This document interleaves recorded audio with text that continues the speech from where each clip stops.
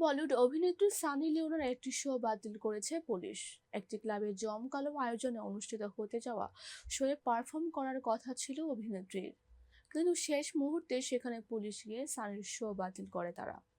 গত 30 নভেম্বর হায়দ্রাবাদের জুবলি হিলসের ইলুজিয়ন পাবে একটি ডিজে নাইট শোতে রাত 11টা থেকে 12:30 পর্যন্ত পারফর্ম করার কথা ছিল সানির, কিন্তু পুলিশ বাধা দেওয়ায় আয়োজকরা তাদের পরিকল্পনা বাস্তবায়ন করতে পারেনি।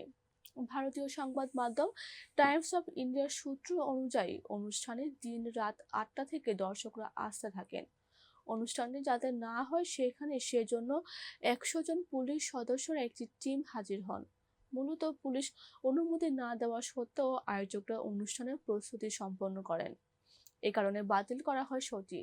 পরে আয়োজক সংস্থার পক্ষ থেকে পর্দার একটি ভিডিও বার্তার মাধ্যমে জানানো হয় যে সানি লিওন স্বাস্থ্যজনিত সমস্যার কারণে অনুষ্ঠানে পারফর্ম করতে পারবেন না, তবে তাদের পরিকল্পনা অনুযায়ী অন্যান্য অনুষ্ঠান পরিচালনা করবে। অনুষ্ঠানে সানির পারফর্ম দেখার জন্যই টিকিট সংগ্রহ করেছিলেন অনেকেই, কিন্তু হঠাৎ প্রিয় তারকার শো বাতিলের খবর জানতে পেরে নিরাশ হয়ে ফিরে যান তারা।